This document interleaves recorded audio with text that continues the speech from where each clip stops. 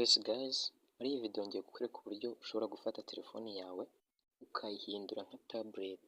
Ni akantu gato cyane ukora gusa, ubundi ugatambika telefoni yawe, ubundi ugakoresha application zose mu buryo bwa tablet. Telefoni yawe iri mu buryo bwa tablet. Icyo usabwa rero ni ukubana nanjye kuva ino video itangiye kugeza irangiye. Ni akantu gato cyane ukora, ubundi buri application yose ufunguye, yaba social media cyangwa indi yose, ugatambika telefoni yawe ukayikoresha mu buryo bwa tablet. Muzi ko nk'abantu bafata video bakoresheje telefoni, ugomba kuba watambitse telefoni yawe. Kugira ngo uyitambike rero ni ako kantu wifashisha kugira ngo iyo kamera ibe iri mu buryo bwa tablet, kugira ngo video ibashe gufatwa neza.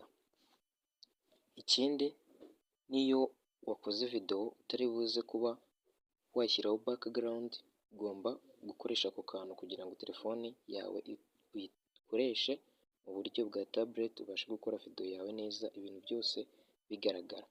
Ikintu ukora rero,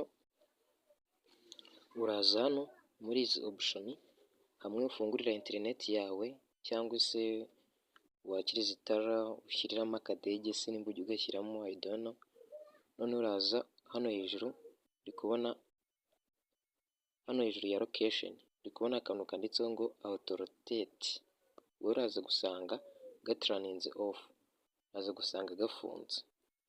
Ikintu ukora rero kugira ngo ube wakora ibyo byose, ni uko ugakandaho ukagaturaninga on, noneho buri application yose ufunguye ikahita yitambika, ikaza mu buryo bwa tablet, ugakoresha telefoni yawe mu buryo bwa tablet, ukabasha gukora ibintu neza.